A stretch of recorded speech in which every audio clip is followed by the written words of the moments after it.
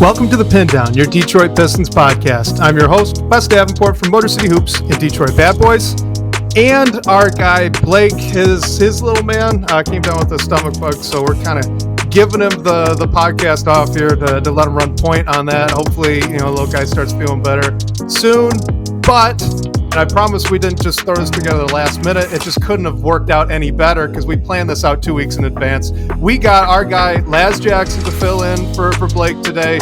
He was joining us anyway, so now it's just, you're the co-host. How's it feel? It feels like home. It feels like I'm back right where I belong. It feels like I'm back where I'm supposed to be. But no, thanks for having me, Wes. Shout out to Blake's little man. I know how rough that goes, right? And so it's like, I hope he's doing well. And I know Blake was looking forward to this conversation. But I'm excited to be here.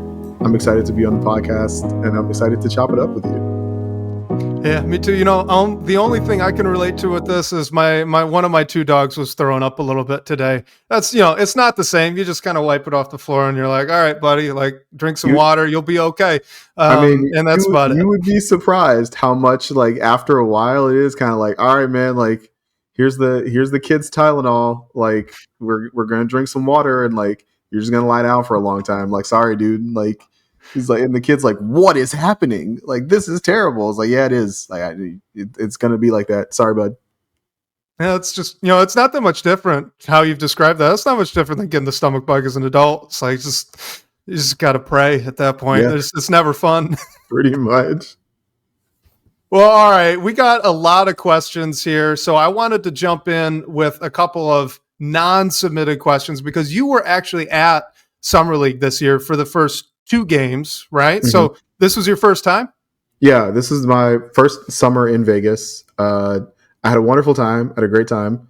They won both the games I went to, so that made things better as well. I have heard that the experience has gotten more expensive and a little bit less fan friendly, but I don't know, man. I had a really great time. The small gym is real small. So you're right up next to people. I had I don't know if I've said this on a podcast yet. So actually, a story time. So the game before the Knicks game was Boston-Memphis, and G.G. Jackson was not playing very well. He shot 2 air balls, and I was talking to the people that I was sitting next to because I didn't know anybody, right? I didn't come with anybody. I was just talking to people. And I was telling them man, I expected so much more from G.G. Jackson, right? He's really talented. I think this is his 3rd year. He should be out there dominating. And this dude behind me is they're just not giving him the ball. He needs, he's good. It was just really protecting G.G. Jackson. And I'm like, oh, I didn't think nothing of it. I was like, okay, whatever, sure. And then come to find out that was G.G. Jackson's dad. He's just sitting behind me. And it's he comes up to him after the game and they hug and it's like, oh, oops. So what are you gonna do? But that's Vegas Summer League, right? You never know who else is gonna be there, and the entire NBA culture and supporting everyone is there. So you don't know who you're gonna run into. So that was my brush with fame, I guess, or infamy in Vegas. Well, I don't know. It is so cool, the mix of people that are all down there. Because, I don't know, where else in an NBA calendar are you going to find, you got family of players, you got executives, you got scouts, you got regular fans, you got people like us doing podcast stuff, you got the media everywhere. It really is just kind of, it seems like everyone's coming into the same place, which when they had different summer leagues and, RIP to the Orlando Summer League. I actually got a kick out of it when it used to be fun watching that just in the practice gym, but it wasn't the same with that. So it does seem like kind of a level up there for the NBA. Yeah. I'm not I hope they don't corporatize it even further, right? Because sure. At that point you're starting to separate all the pieces that come into this. And what makes it fun is that you get that crossover, right? Yeah, for sure. And I will say the one thing that I think the Summer League games do better than regular NBA games, there's no music in the background while the teams are playing. Can we bring that back, please? Just as a side rant, it's so annoying to just be watching the broadcast and hear, even where they pump in the fake stomp, clap stuff. Mm-hmm. just stop. Just give me the crowd noise. Otherwise, I want to hear the court. I don't need it. And I love that for Summer League. They don't do it. They don't even bother. This is just basketball. It's the best. Yeah. So at the beginning of the season, when like we were still getting the Jared Goff chants, it was like I used to pray for the stomp stop clap because it would drown out the Jared Goff chants, which I like just did not want at my basketball games. But yeah, no, absolutely. Less production is good. Let the game speak for itself, which it can do. Yeah, it can. Basketball's plenty entertaining. Why do we need music to it's like when you're watching a TV show, I don't want to have my phone out looking at my phone. I'm watching the show. You don't have to put in other audio so that I can be entertained. That's an age gap thing. We're old now, Wes. Like everybody's second screening. Everybody's got their TikTok and the TV show at the same time. And we lost that battle. It is what it is. Well, I'm going to keep fighting the good fight on that one because I think that's nuts. How are you even watching the show? It's like, you'd be judging me. Anyone who does this would judge me very harshly for reading a book and watching TV at the same time. It's no different. It's the same thing. You're not putting full attention to either. So just pick one. It's not, I'm probably sounding like a 40-year-old man. Yeah. It's fine. It's fine. It's fine. You know what? You just got to embrace it. Okay. So I wanted to ask you a couple things just about Summer League in general, because I was not there and you were. So was there anything just kind of surprising about the experience that you didn't expect going in? So the first thing I'll say is that one of the first things I noticed, when all the Pistons stepped onto the court, was Bobby Klintman was way taller and thicker than I expected. He looked really physically imposing in a way that I wasn't fully prepared for. He didn't play up to that level, and that was a little disappointing. But I definitely understand seeing these guys up close. You understand why teams give some of these guys a little bit more chances. You're yeah, man, that if we can ever turn the keys in this guy's brain to make it figure out, we could really have something. And it was just really impressive. He was really impressive physically. Being as close as I was to the court, you did get to hear more of the sounds of the game, which was good. Dennis Jenkins talks a lot of mess all the time. Love it. So that was awesome as just a spectator. And then just having the I don't want to say the big club, but having the starters there, having all the young guys there was also it was a really cool moment. The entire team comes out along the baseline. It's basically the Knicks fans are behind the Knicks bench and the Pistons fans are behind the Pistons bench. And so the entire Pistons bench starts going crazy because Cade comes out and Ivey comes out and Duren comes out, everybody comes out. It's that was a really cool moment. And it's the small gym is a small gym. It's it's not much bigger than a high school gym. And so it's if you yell something at Cade, he heard it, right? And so it was just a really cool, very intimate basketball experience. And then it also helped that they were way, way better than the Knicks, who were just really overmatched. And Ron played out of his mind. It's that was awesome to see. So follow-up question, since you mentioned the Bobby Klintman being a little bit bigger than you expected. It's the offseason, so this is the time to ask this sort of question. But anyone else seem noticeably they put on some strength or some muscle? I mean, it seemed maybe Ron a little bit from the broadcast, but that's kind of hard to tell. It was kind of hard to tell. It's part of it may just be I know what Ron should look like in my head. Yeah. Because Bobby plays less, I had less of an idea of what I thought he should look like, and so maybe that was a big part of it. But no, I mean, Ron looked really good. Not too big, which is what I was hoping for.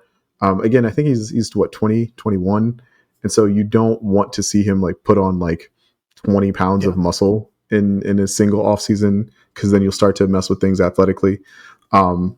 But yeah, he was just really impressive from a skill position, or from a skill development standpoint. Handle looked a lot better. Shot looked a lot more comfortable, and so it was really good to see. It was really good to see out of Ron in Vegas. Yeah, it really was. He didn't look like he belonged out there. I was surprised he got the third game that he did. He just looked so solid, and in a bunch of different ways too.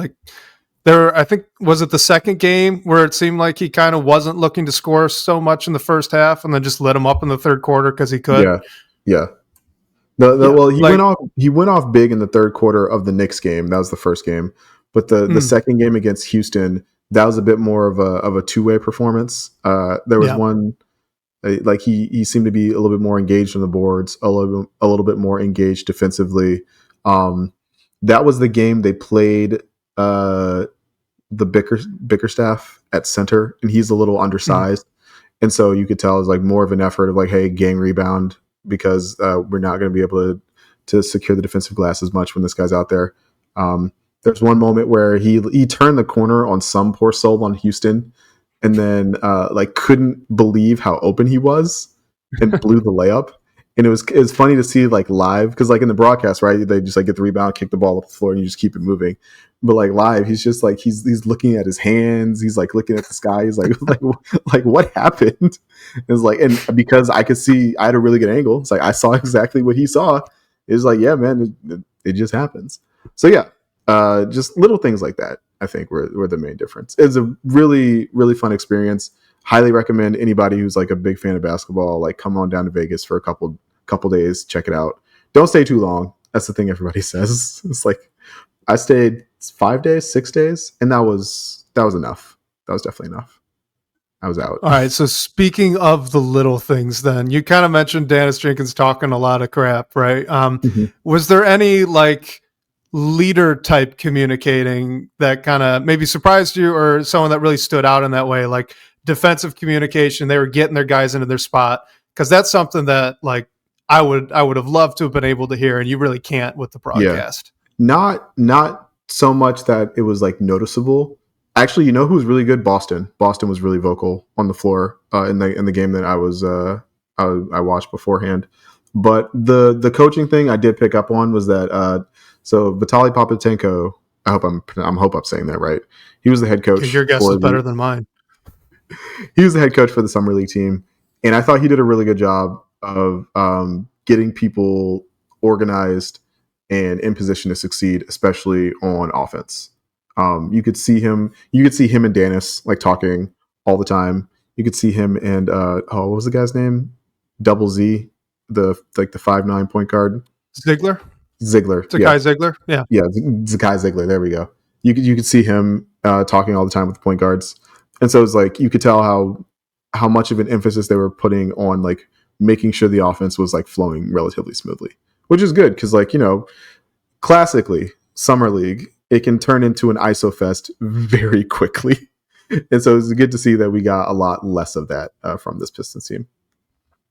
All right, I had one more. Let's just do it. This doesn't even have to be. It certainly does not have to be Pistons specific. Sure. Truthfully, if you want to take this in a different direction, it doesn't even have to be basketball related. But like, what is the most impressive thing you saw while you were down there in Vegas? So I'm a big craps player. I like play Okay, craps. Um, this guy walks up to the table in a Shea Gilgeous Alexander jersey and rolls for like 30 minutes straight. Like the entire table's going nuts. Everybody's making money. Like his boys are just like silently like standing behind him, like trying not to mess up like his mojo.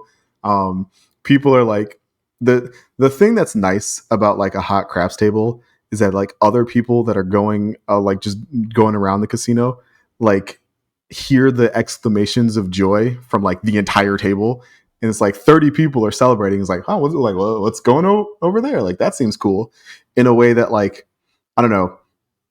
Other forms of gambling are a little bit more solitary, a little bit more isolationist, but like a craps table is a little bit more social, and that's part of the reason why I like it so much. But yeah, dude in OKC jersey made me like maybe like $800 in like oh 40 jeez. minutes, and it's like, thanks, man. Like this is great. Like this is part of what makes the Vegas experience. I mean, don't worry, they got it back, right? But Oh still, yeah. yeah, that was really impressive. If I could do that, like I would, but I can't. So So I have no idea how to play craps, so I'm just going to assume that this is the most impressive, like most difficult possible thing ever to really elevate the story in my luckiness, mind, like, Les. is the Like, element of difficulty and like luck, right? no, it's all skill. He had it that day, He and that it'll absolutely go had it that night. on. He had Yeah, it that night. they'll write legends about that. That's how I'm just going to think about it now. All right. let's talk some Pistons stuff. So it's still the offseason. There's going to be a little bit of overlap with what Blake and I have been talking about the past few weeks, but hey, that's what it is. It's the beginning of August. We're in the dog days. So let's just open up with this one. Kind of an interesting one here from Stuart Up in the DBB comments. And of course, guys, if you're tuning in live, you can ask a question in the live chat. We'll get to those as well. But so he says, how helpful is Josh Giddey and Jonathan Kuminga's contract disputes for the Pistons regarding Ivey and Jalen Duren? Should we be hoping that it works out poorly for those players for next year so the Pistons can maybe get a better deal? Yeah, I don't love the wording. I don't know if I should be like rooting for it to work out poorly for the players. But yes, I do think it helps if you think of poorly as like millions of dollars still, and then it's like, okay, that's fair. I don't know. I hate to side with not labor in negotiations, but yeah, absolutely. It just this and the Cam Thomas as well just goes to show you how restricted free agents are just like really getting squeezed under the new CBA, and B, how team roster and how roster construction and team building is different under the new CBA. I was reading Matt Moore, who writes under HP Basketball for the Action Network. He has a nice Substack, and he was saying how like it looks like the new landscape of rosters is like you have you underpay the max guys, right? Like Shea's making like 60, 70 mil a year, I think, on that extension, and it's still probably like relatively underpaid. Same as Jokic. Luka signed for, I think, was it like 60? And like because he switched teams, it wasn't even as much as he could have been paid, right? We just saw the De'Aaron Fox extension for 60. That was like eyebrow raising because it's De'Aaron Fox and not like a guy who was in MVP conversations like Luka or a guy who won MVP like Shea.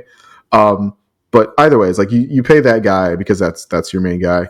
And then you have a second guy, you pay that guy as well. And then because those two guys are taking up maybe like 65 to 60% of the cap, you squeeze everywhere else because you can go over the cap, but every team is scared to death of the aprons. And so it was interesting to think about because it does really impact how rosters are built. Like Kuminga is in a really tough situation because not only does like he want to get paid, the Warriors want him to get paid, but they want him to get paid so they can trade him for more stuff. And that's like you got the weird base year compensation rules and everything going into that. But whoever acquires him is like, is his new team actually wanting to give him like a contract in excess of $30 million a year? Like, I don't know if he's a $30 million a year player. I don't think he is, but like, I remember being 23 and I was never as talented as Jonathan Kuminga is. And so I can totally understand his position as why he should make money. Giddey, same situation. It's like, and that's even more of a like, hey, you traded for me, right? Like I'm a guy who you allegedly like wanted moving forward. It's like you should pay me accordingly. And Chicago not going anywhere anytime soon doesn't have much of an argument for just like not paying him. It's like you're not making the playoffs, or you're not going to be a top 6 seed anyway. Like you're not making out of the first round anyway. Like why not just give me my money? He was huge for them down the stretch too. Like, I mean, Kobe White got all the shine, rightfully so. He was incredible, but like Josh Giddey was putting up darn near Cade numbers. Yeah, he puts up big numbers. Like, yeah, I don't know how much impact he has, but he puts up really big numbers. But so you'll see like guys continue in restricted free agency to get squeezed, and what you want to see is like, is it more of a Kuminga situation where it becomes really acrimonious between the team and the player, or is it more of a Giddey situation where it's just kind of quiet and everyone's expecting that like eventually like they'll reach some sort of conclusion? Jalen, Duren, and Jaden Ivey, for their part, both like I haven't heard any like contract noise on social media. You don't see any like, eyeball emojis or anything from Instagram from either one of those guys, which makes me think that like everybody's kind of on the same page. And you might end up in a situation where it's like, hey, if you can find another team like willing to give you $30 million a year, like go out and do that. We'll match it because we want you here. We want you on this team. But if you don't find that contract, like we'd love to talk to you about something lower. And you got to let the guys like explore the studio space and like find their opportunities where they can get them. And so that might just be where it ends up. So to answer the question, like you should absolutely be hoping that neither Kuminga or Giddey like end up in the $30 million a year range, because that will make, as a point of comparison, that will make paying like both of our guys a lot more difficult. Yeah, for sure. And I'm really curious to see what you mentioned like the squeezed number, right? Everyone else is getting squeezed. I'm really curious to see what the squeezed contract value is for a guy like Giddey Kuminga and Cam Thomas. Cause like, how much are we trying to wring out in terms of value of that deal? Is it going to be low 20s, high teens? Like where does that actually shake out? And it was interesting. You brought up Cam Thomas. I actually wanted to ask you what your thoughts were on the Cam Thomas situation regarding Jaden Ivey. Because as much hate as a guy like Cam Thomas gets, they're roughly similar players. Like these are guards that are about the same height. They can do a little bit of secondary ball handling. Cam Thomas is a better scorer. Jaden Ivey is a little bit better of a playmaker. But these are both bad defenders, right? Like loosely speaking, these are score first two guards that are 6'4" and good enough shooters. So like, where does that end out? And is that maybe like almost a 1-to-1 here if you're looking for an Ivy extension number? Yeah, I think the Cam Thomas situation is going to get darker. It would not surprise me if like he takes the qualifying offer, simply because like we talked a little bit about with Giddey, where it's like, hey, you traded for me and you're not going anywhere, like you should pay me. Like Brooklyn is actively like going nowhere and trying to go down, and it makes even less sense for them to have like large contracts on their books. And anywhere they would want to trade Cam Thomas to for value, like again, like doesn't want to acquire a $30 million a year player. And so you might see Cam Thomas take the qualifying offer, go into unrestricted free agency, and just see what the market will bear for, again, like the slightly undersized two guards who can't run an offense, right? That's the way I've been thinking about it. And those guys are getting squeezed a little bit. I talked about this with Kuka Hill on the Locked On Pistons pod, but like you saw, like Malik Monk apparently is like on the way out in Sacramento. Jalen Green got paid, right? Got in excess of $30 million a year, but again, Houston specifically structured that contract to be trade ballast, like for some future superstar, and it ended up being Kevin Durant. But I would be very surprised if Jalen Green makes $30 million a year, like on his next deal, which is again like up in like 2 years now, because that's the other thing. Contract lengths are getting shorter. I don't think like Trajan gave Cade 5 years, but like I don't think he's given anybody else like more than 3. Come to think about it, so yeah, it's like that's the other thing we'll see is contract lengths are going to get probably a little bit shorter as teams look to be more variable in their roster construction.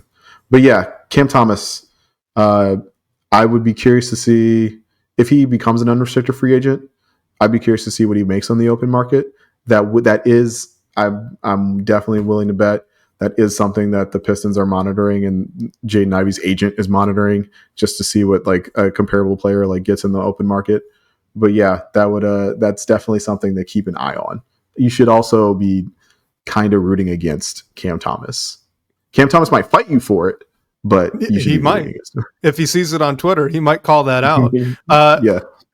I mean, it's kind of interesting how this is all playing out. I mean, at least early on returns with the new CBA, because like the Pistons are going to have 3 guys here kind of coming up for extensions that like historically, these are not archetypes of players that get big bucks, and specifically now are really not seeming to be guys that are getting big butts. Like you've got Ivey is you meant the undersized shooting guard who can't run the offense, not a plus defender.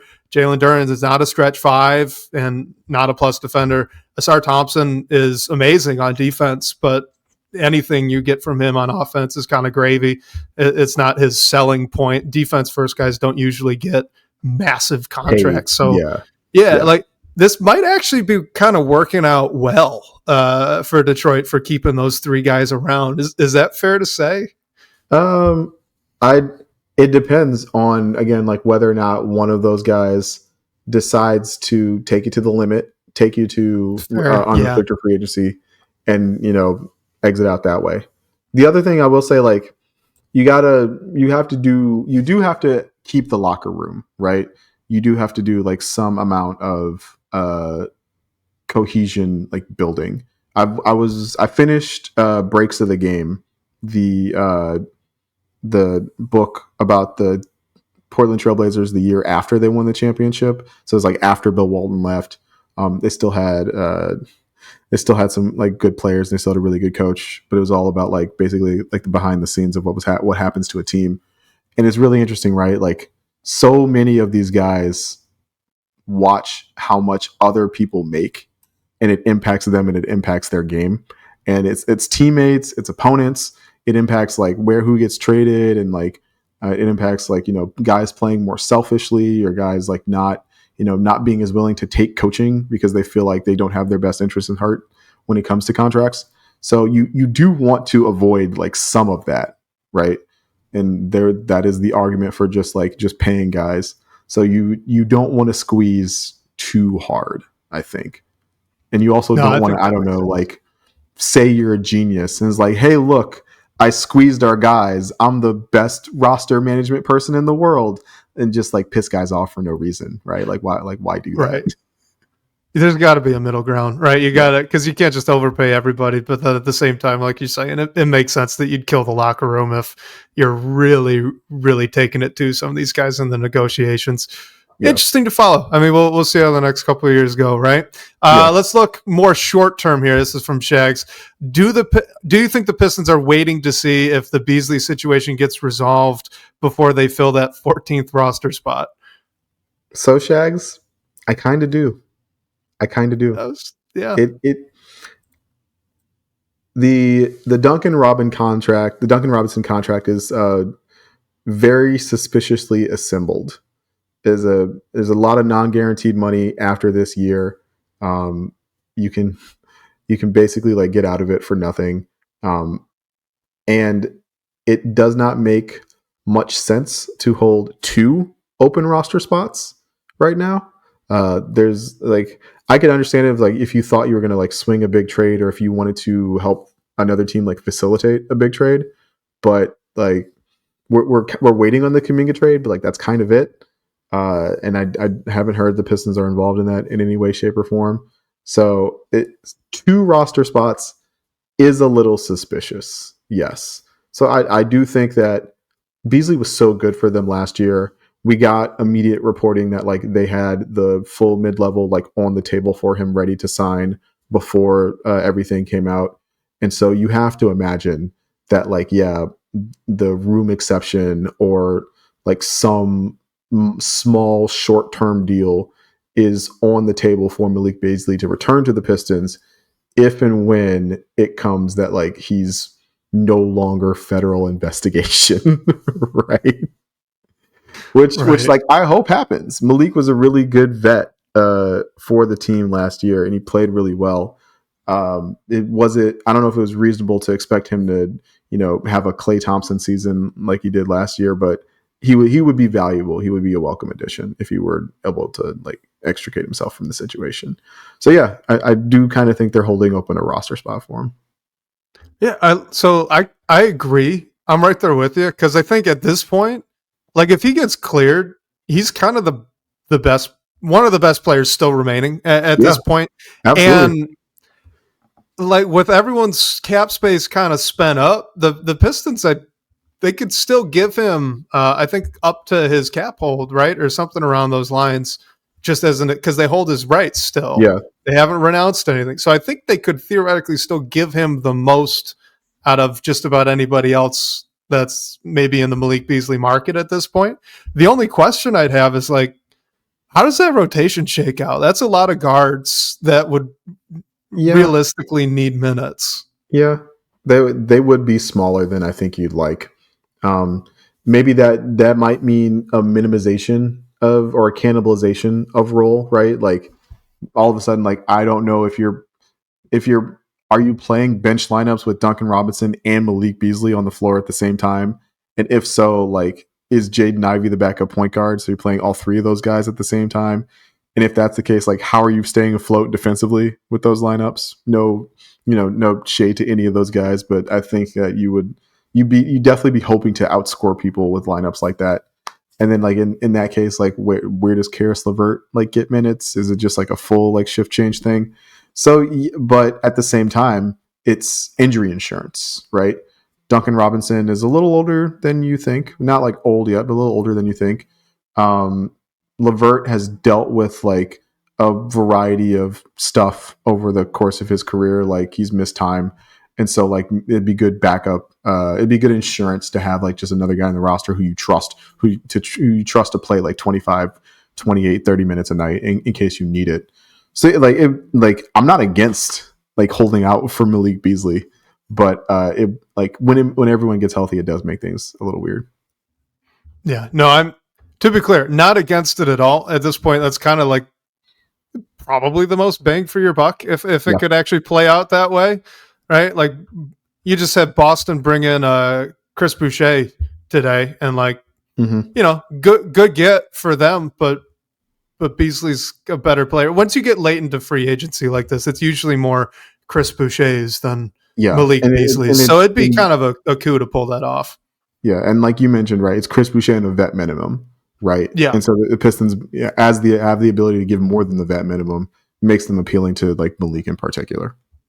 Mm-hmm. Yeah, even role notwithstanding at that point, maybe you just want to maximize your bang for your buck. Although, all things considered, like he could easily beat out, theoretically, he could beat out in camp either Karis LeVert or Duncan Robinson for those spots if JB really wants to go 9-man instead of 10 there. Like I wouldn't rule that out at all. Yeah.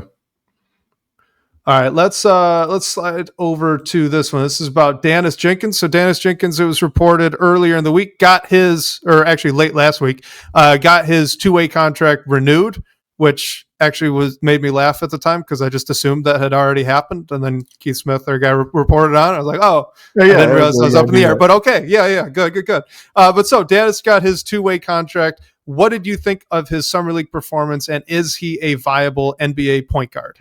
This is Jayad. So Jayad, I really liked the way he performed in summer league. I liked I talked about him already, like talking a lot of mess, but I also liked the aggression with which he played on both ends. I liked the fact that he showed off the 3-point range in particular. That was something that he wasn't great at last year in the G League, so it's encouraging to see him develop as a shooter. He's a little bit bigger than you'd expect. I think he's like a solid like 6'4".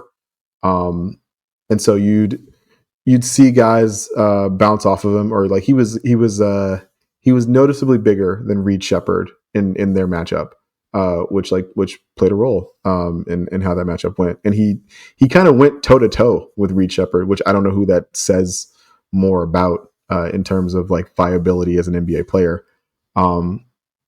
And so afterwards, I was kind of caught up and was like, yeah, like maybe Marcus Sasser has something to worry about as the third point guard.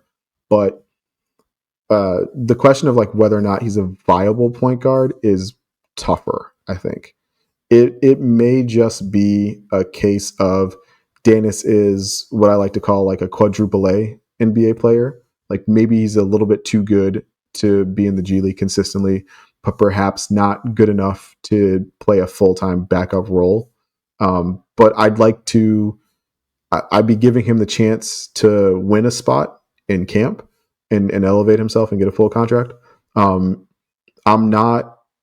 like Marcus Sasser. Marcus Sasser has some really good attributes, and I think he like, again, as insurance, like he's a really good scorer, and he was advertised as a pretty good defender. We haven't seen as much of that as at the NBA level, but there's definitely a case to be made that like Marcus Sasser is like a backup point guard somewhere.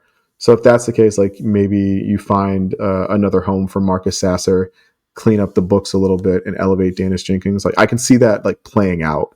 Do I think that happens? Like, no, I don't think that happens. There's usually a lot of like inertia prevents that from happening. Like Danis would have to play so much better, I think, than Sasser in training camp to make that a feasible like prospect. But like that doesn't mean I don't like Janis. I don't think he's a possible like NBA player. I do. It's just probably not at like at a super high level, but like really good, Yeah. but good depth to have. Well, I don't know what do you Well, think of Wes, or what do you think of Danis in his summer league performance? well, I thought my summer league performance was a little underwhelming, but Dennis Jenkins was really really good. I'm in the exact same boat as you are. I think like you want to give him the runway to prove what we're saying here is incorrect and that Mm-hmm. he's not that quadruple A type player where he's too good for the G League, but not really a regular rotation guy in the NBA. What I will say is like I think he's right now the type of player where if he were your third point guard on the roster, you'd feel pretty okay with that. Like he's not going to play, but if he needs a week, right? You need to get him in for a week as an Yeah, injury fill in. Like yeah, it's not going to take down the ship. He'll yeah, be sufficient, and that's really like you said, that's really really good depth to have. He's still a young guy. Like he could get above that, but at this point, I don't think I would want to expect that out of him.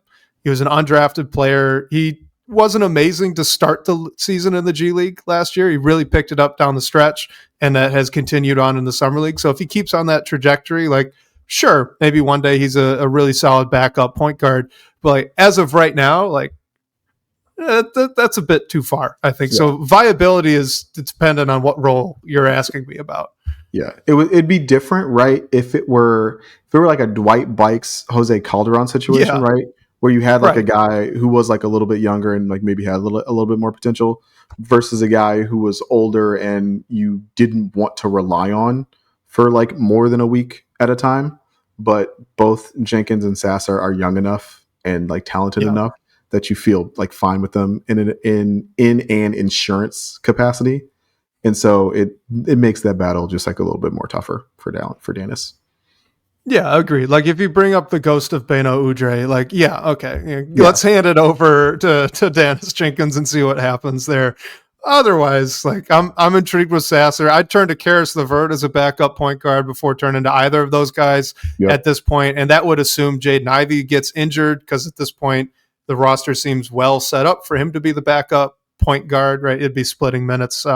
Or not minutes, but ball handling reps a bit with Karis LeVert in bench lineups. And all that sounds pretty great to me. So if Dennis Jenkins, who you could make an argument of being an okay third point guard on some rosters in the NBA right now, if he's your two-way guy, your fourth point guard, I think he's overqualified for that. And that's a wonderful thing to have. yeah. The Danis Jenkins types are an argument for expansion, right? It's Yeah. like 30 more roster spots, and like maybe Danis Jenkins like finds a backup role somewhere and like gets to show what he can do. But otherwise, it's tough. It's tough. There's a lot of talent in the NBA. Yeah, same boat. All right, so this is from our recent guest, Bobby Buckets. This one's Bobby, just for you. All right, so for the 2014 MSU grad, he even dropped the date. That's fantastic. Or from a 2014 MSU grad. What East Lansing restaurants and bars did you frequent when you were there? all right, Bobby's taking me back. So I graduated in 2012. So Wes, have you ever been to East Lansing? Do you know anything about East Lansing's like I've geography? I have been. I've not been like socially. Okay. So I haven't gotten around to bars and restaurants all that much. Oh man, that's all I did in East Lansing was get around socially. Well, I'm a little jealous. Yeah. So what that means is that I graduated before they put the Hopcat in. So the Hopcat sits where this other bar, which names escape me, like used to be, and like that was the thing I remember being mad about when like I came back a couple of years later. They had a Hopcat. It's like I would have gone there all the time, like had they had that before when I graduated. But I didn't go to Hopcat. I went to Crunchies a lot, and I went to the Peanut Barrel a lot. The Peanut Barrel was like the haunt of a lot of the like state news editorial team, and of which I was a part when I was at Michigan State University. And so like we were at the Peanut Barrel all the time. That was one of my favorite places. But yeah, the Crunchies, Peanut Barrel. I'm ashamed to say I went to Rice Kitchen as much as I did. I lived on Grand River, so I didn't live like on campus. I was an Evans Scholar. So anyone who knows the Michigan State geography, you know where the Evans Scholar house is. Like it's right on Grand River, across the street from the 7-Eleven. And it's like that. So that's where I was. So that was my home base. So it was really easy for me to get up and down Grand River because I could just walk. Right. It wasn't like I lived on like the west side of campus, right? I have to like hoof it 20 minutes like just to get to Grand River. So that made things easier. So yeah, it was Crunchies and Peanut Barrel were like my two main spots. The B-Dubs, which is still there. I went there like occasionally, but like I don't know, man. You're in college. It's a little like Yeah, it's B-Dubs. It's B-Dubs. Like there are other places to be. I went to in Dublin. I went to Dublin a couple times. I had a friend who has some Irish heritage and really liked going to Dublin to like acknowledge that heritage. Which like I'm not Irish, right? It's like I'm happy you're happy, but like they have a lot of Guinness here, and I don't really drink Guinness like that. So like, can we go someplace else? So I had a lot of friends and a lot of family friends go to Michigan State. So I'm just going to throw out the only restaurant I can remember them telling me about on the off chance that you would know the name of it, because I sure do not. But it was some sort of breakfast place that had really funky cocktails and like really weird breakfast combinations that were also very good. And that's as specific as I can get. So you look confused. So I'm sure it wasn't there at the time. Yeah, I don't know if that was there at the time. Yeah. Well, and fair enough. He was also in the marching band, so like maybe it could be just different crowds. You know, Michigan State's huge. The campus is like pretty large, like by like volume, right? So like there's a lot of places to go, and plus like the dorms had good food. Oh man, is that Acres? One of I think it was Acres had just put in like the new the new food area. When I was like sophomore, and like that was my like I gained like 25 pounds just like eating all the time across the street. Our where I went to undergrad, our cafeteria, it was a small school. Our cafeteria did not allow you to gain that freshman 15 because it was so poor quality. Oh, they were. We had a word for what I'm insinuating here, that nothing was absorbed. Our joke was, we actually looked this up. This was at a Sodexo place. So it was a Sodexo provider. There was a prison like a few towns over that also used Sodexo, paid for the higher quality food than what we had on campus. So yeah, that was my experience. Little Ohio Northern University, great school. You know, I made a ton of friends there. It was a great time. I don't want to crap talk it too much, but the food was pretty awful. Yeah, got to be a good alumni, right? Yeah, exactly. But yeah, we the Mac attack was real for those that are familiar with Ohio Northern. On the really low chance that anyone would be familiar with Ohio Northern. So your food options sound a lot better than what I'm think of when I think of college food. Yeah. I need to. So I went back to East Lansing for a game a couple of years ago. We did like a fantasy football draft and game. So we got like an Airbnb, like all the guys. It's like that was a lot of fun. I haven't been back since then, and that was in like 2022. So like I need to. It was a lot harder when I lived in North Carolina. Now I live in Michigan. It's like I just need to get in the car and drive the 90 minutes and like head up there and get hit with the nostalgia wave again. So thanks, Bobby, for reminding me to do that. All right, let's get back to the Pistons. We were just talking about Marcus Sasser. So here's a Marcus Sasser question from Dave, 10.9 miles north of LCA, which remains one of my favorite usernames. Should Marcus Sasser be looking over his shoulder because Colby Jones signed to a 2-way contract? And then these are his words, not mine. Says Colby Jones has an obvious advantage of being over 4 feet tall. So should Marcus Sasser be a little bit worried about Colby Jones? I don't think so. I am not sure if Colby Jones can dribble. So that seems like a prerequisite to taking Marcus Sasser's position. But Colby Jones is taller than 4 feet. It does have nice size for a guard.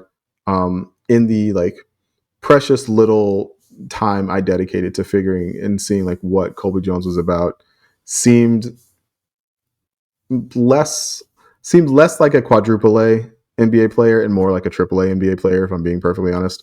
But had an intriguing blend of size and shooting ability. It was like, okay, that is that's the Trajan Langdon like special, right? If you give him the option, he's gonna find a guy who can shoot, who's got like good size, right?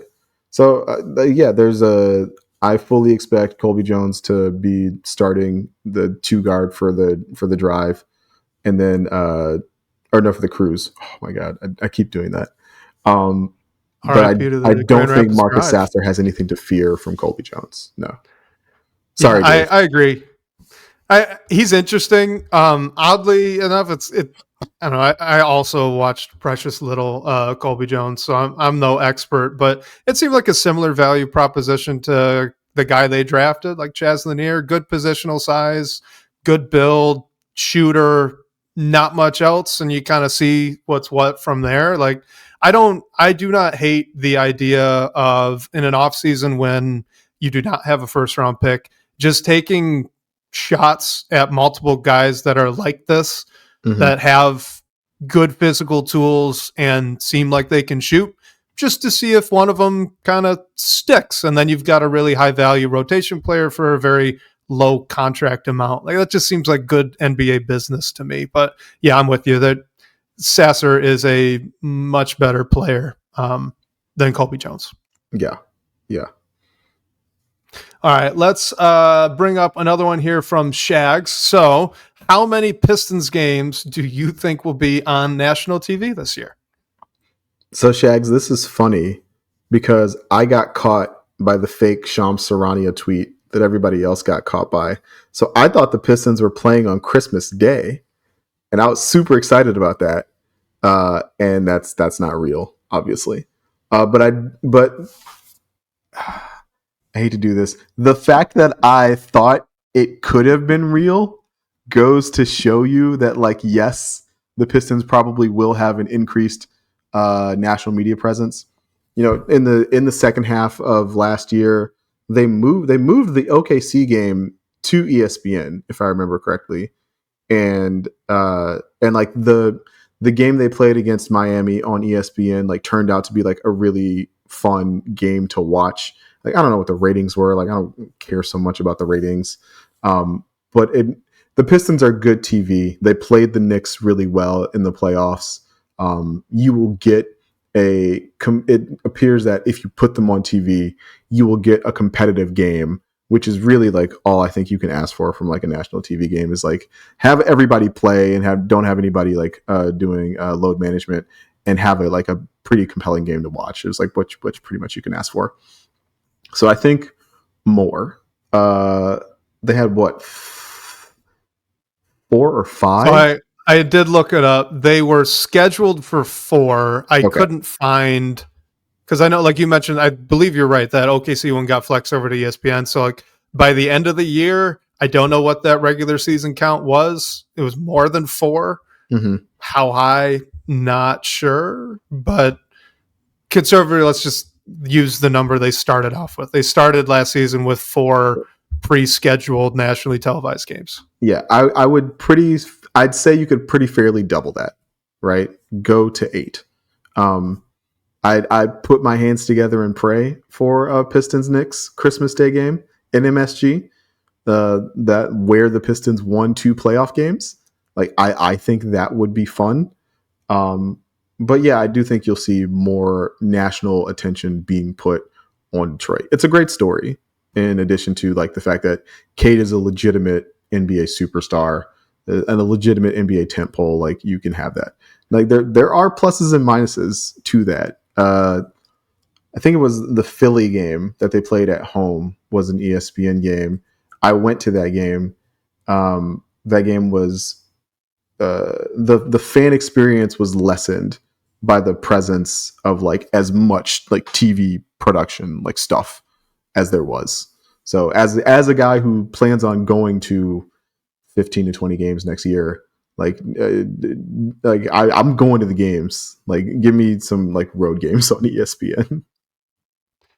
Yeah. All right. How much of this growth do you think is just Cade proving what he proved last year? Because last offseason we were getting a decent amount of attention. Well, not we, but like Cade Cunningham was getting a Yeah. decent amount of attention, right, from national media. And it seems like it only continued during the season. They were putting out features on him. He makes the All-Star team. Now you're seeing him up on lists of like the fourth best point guard in the NBA, stuff like that. Like, how much of that, let's say they do double it, or maybe they even get to like 10, is that just like the Cade Cunningham factor, or is it something else?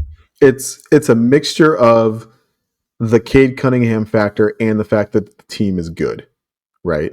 You don't put sub 30 win teams on national TV a bunch of times. And the other thing I think, like, we've internalized this already, but like Cade was a number one overall pick.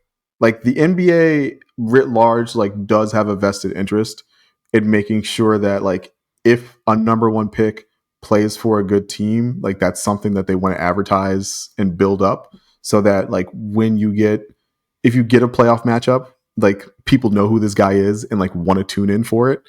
And so, yeah, like I do think you can attribute Cade's like ascension uh, to part of like what makes the Pistons like more of a national TV draw. But the other thing again is like you'll get a good game, you won't get a blowout. You don't have to schedule like a Pistons Hornets game for ESPN to like knock out two bad teams at the same time.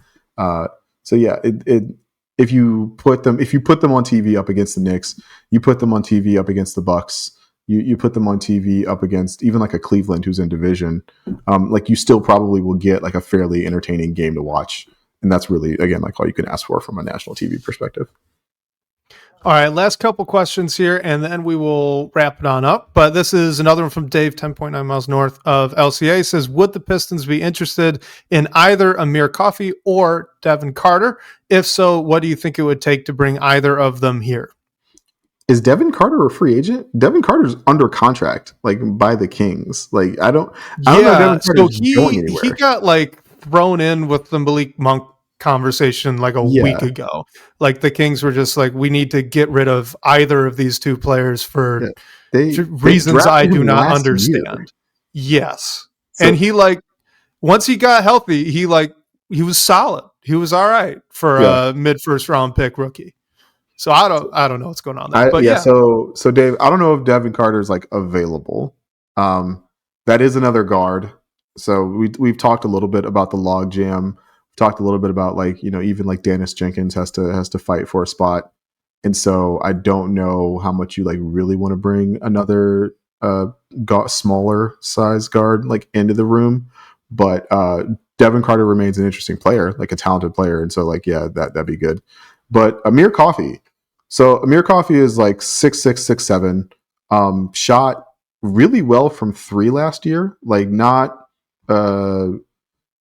above, like much more above his career average than normal to the point where like, I don't know if that's progression or like a fluke, but he shot really well from three last year, can play the three, which I think is important for this discussion.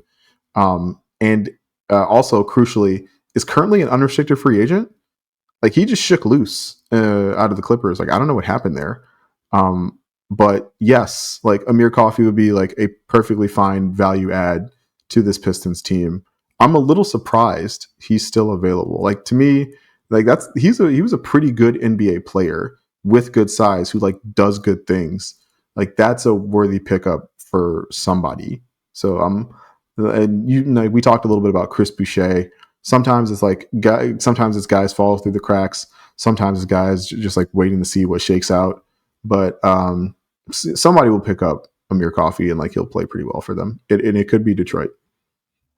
Yeah, I would really like Amir Coffey right now. Like you said, free agent. Like definitely, if you want to bring him in as the 14th or 15th roster spot into a position where like he's probably not going to get minutes in the rotation. And this is, I mean, correct me if I'm wrong, but he was pretty regularly in the rotation for the Clippers and was fairly solid, right? Like, so it was similar to Chris Boucher is another good name to bring up because that was always my pushback with people who wanted to bring in Chris Boucher to Detroit. Like, yeah, good player would be a good value. He's going to expect to play, and I don't necessarily love that. I don't see the fit for him in the rotation. You could probably say the same thing about Amir Coffey, but as it continues to get later on into free agency, and the Pistons do not have an obvious hole at any position he would be playing, where you could not necessarily say the same thing about Chris Boucher at this point. Yeah, I don't see that as a problem. If you want to bring in a guy who's still relatively young, good, solid NBA rotation player as just injury depth, that seems like a luxury to me. Yeah. And like, he's a good NBA player. So many times during like these offseason stuff, you get guys like pet projects, right? You get like guys who like I saw in college, or guys who I saw in the G League, and like I think he can play, or he played really well in summer league. Like, should they pick him up? But like Amir Coffey, like actually played like rotation minutes for like a playoff team last year. Like that's a real NBA player. Like, yeah, like I wouldn't be opposed to it for sure. And then what about Devon Carter? Like, if he were available, deadline maybe. Like, I don't really see the fit right now. But yeah, second year of the rookie contract, I don't know. I think if you're bringing in Devon Carter, you're trading someone else somewhere. Maybe that's Marcus Sasser, who we've talked about. Maybe that's one of the guys you just brought in. Maybe that's Jaden Ivey. Like, probably not. But like, we talked a little bit about the contract. Like, maybe the contract terms aren't going super well. You do an extended trade with Jaden Ivey and you get Devon Carter. Like, I think people would be like, oh. People would probably be disappointed with that, but like it's okay. It's not great. It's okay.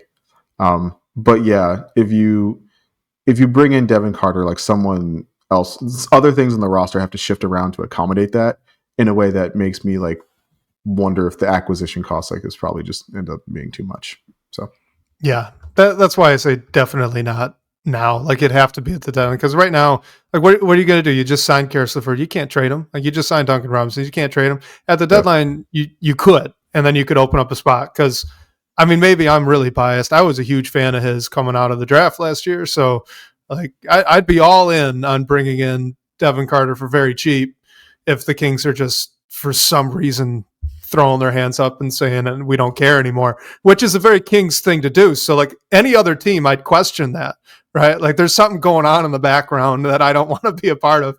But with the Kings, like, okay, like I will take them up on that deal. I doubt it though. I'm sure something happened with agent negotiations in the background to get his name tossed in with Malik Monk as the just hot potato that they want to get rid of. I don't really believe it. It might be like Golden State's kind of like, if we have to trade Kuminga to you, like that's a guy we want. And so it's not even shaking loose as Golden State being like, no, like this is a guy we think is good. And it's like him or Keon Ellis like have to be in this deal, and that could be what's holding things up, right? I could see that. Yeah, that's actually probably it. Honestly, not. Devon Carter is a very Golden State player. Yeah, to me. So yeah, I could definitely see that. All right, let's close it out on this one here. This is actually a question we got a very long time ago, and it was right when the offseason started. So we've not brought it up because this is from Sports and All 2. So shout out to Sports and All 2 for asking us this like right after the Knicks series. But what are your expectations for next season? Now that we've had the offseason mostly play out, we know where the roster's at. We've seen what some of the other teams in the East have done. Where do you see this shaking out for Detroit? So my expectations going into next season are that the Pistons should progress from where they ended last season and win a playoff series. Like part of that is being in a playoff series, so performing well enough in the regular season to put yourself in the playoffs and out of the play-in. It'd be easier to win a playoff series if you had home court.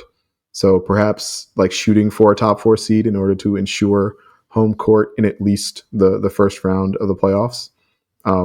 But yeah, I think a reasonable expectation for the team to have next year is to win a playoff series, regardless of like where you finish in the conference. See, I would start there, and then like as like a basement expectation, it's like stay out of the play-in, right? You don't regress. You proved last year that you were better than the teams in the play-in. You proved last year that you were capable of like being like a 40+ win team. Like continue down that path. Continue to be a really solid regular season team. Don't get sucked into the play-in where 2 bad nights and then all of a sudden like you're going home. So those would be my expectations going into the next season.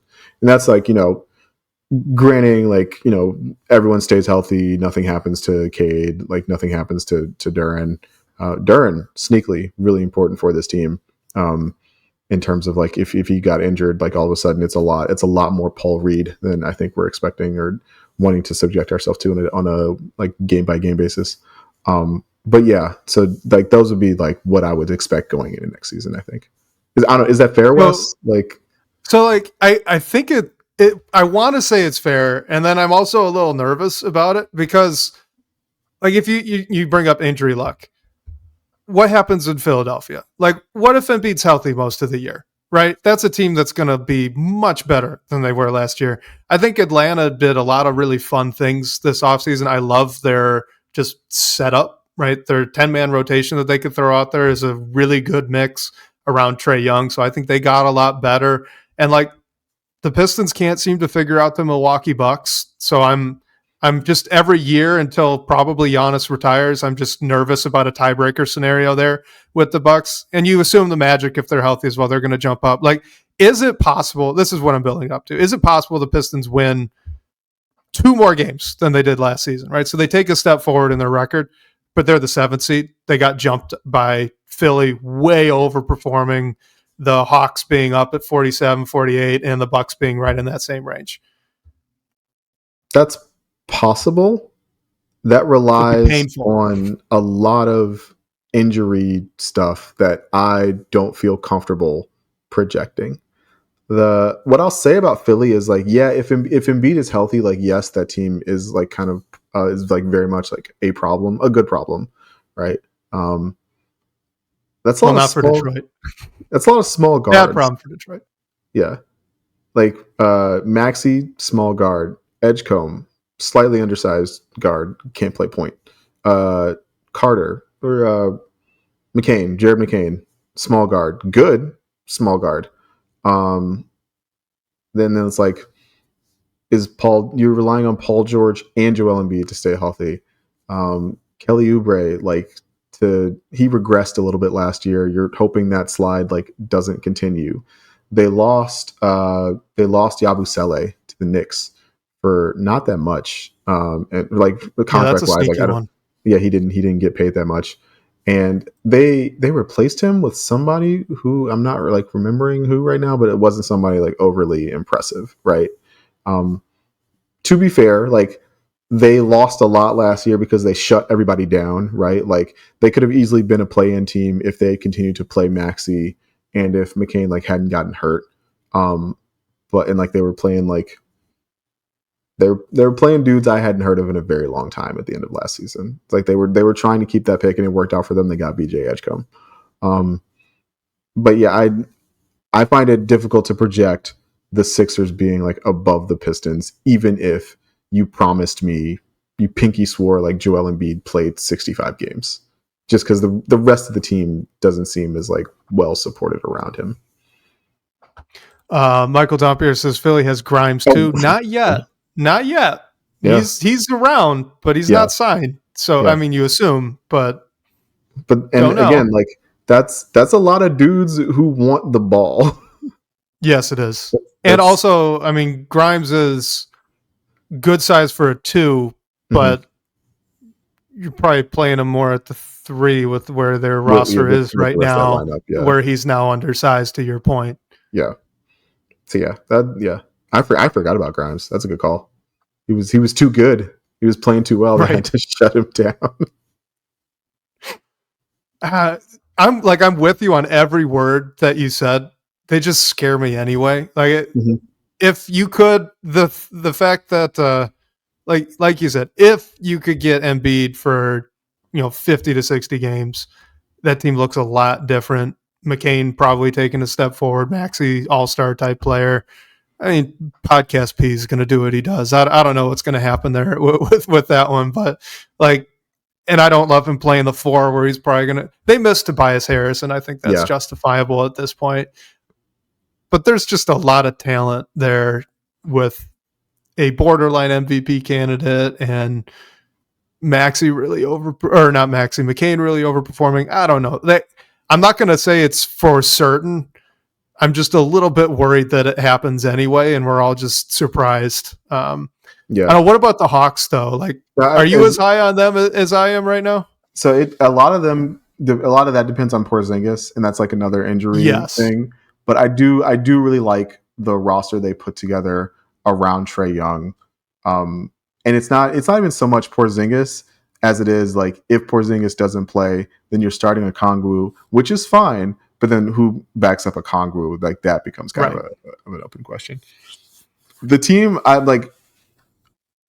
don't know if Milwaukee's going to be good, but they do have Giannis, and they do have a lot of young guards who remain like interesting to me in Ryan Rollins and Kevin Porter Jr. and Gary Trent, who's like no longer young, but like still pretty good.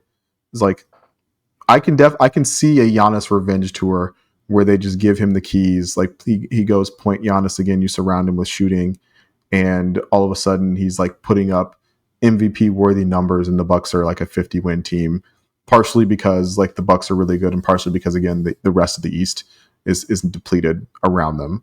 So I could see Milwaukee. And Miles Turner supporting that too. Like that's scary to try and score against in the paint. I could see the Bucks fulfilling the role of the Sixers, like in your scenario. I would put much higher odds on the Bucks usurping the Pistons than the Sixers. Though there's the Kyle Kuzma of it all, which I really don't enjoy for the Milwaukee Bucks, and makes me think that maybe it's all not going to go that direction. But until the Pistons can win a season series against Milwaukee, I'm just going to continue. Because if there's a tiebreaker, I'm handing it to Milwaukee. That's where I'm at. Yeah, a 4-5 playoff matchup with Milwaukee is like my nightmare. Right? It was my nightmare last year too. Yeah, I would have rather had the Pacers. They made the finals. Exactly. It's just the Pistons have never found anyone even like remotely capable of playing solid defense against Giannis. Like Stu does an okay job, but like when he doesn't tackle him. Yeah. Yeah. So it's happened like 3 times, so I think we can say that Giannis remains a problem, and so that would make it a lot more difficult than I'd like it to be for the Pistons to win that first round series and fulfill the expectations we set out for them this season. Yeah. All right. Last question, since we were just talking about Giannis. I've got this inkling that Asar Thompson is a fun wild card guy to throw on him and just try to pester him for 94 feet and see what happens. Any other shot that someone else on the roster besides him would be able to slow him down that's not Isaiah Stewart? I mean, like, this might be a case where like this is Ron Holland's like baptism by fire. It's hey man, go out there and just like do everything you can to slow this guy down, like attack this guy's dribble. Like if he spins, like we got your back, we'll collapse, like we have help and we'll figure it out from there. But just like slow him down, please. Right? That'd be the other, I think, alternative. That'd be the other thing you would have to consider. But I really like Asar. I love Asar's defensive prowess. I think he's much better on guards and ball handlers than he is on bigs. They put him on Evan Mobley at times last year, and like that was fine, but like I didn't love that matchup. You can push Evan Mobley around. That's why it worked. Yeah. I mean, point blank, that is why it worked. Yeah. Giannis, too big, too strong. Trying to think of like other like even against like a Minnesota, right? Like you're gonna put Asar on like Julius Randle, like no, that's not really where you want to be. It's like you want Asar hounding primary ball handlers and making their lives miserable. Part of what makes Jalen Brunson so good is that he was like he was up against such an elite defensive player in Asar Thompson and Mhm. still performing at a very high level. And like you got to give Brunson a lot of credit for that.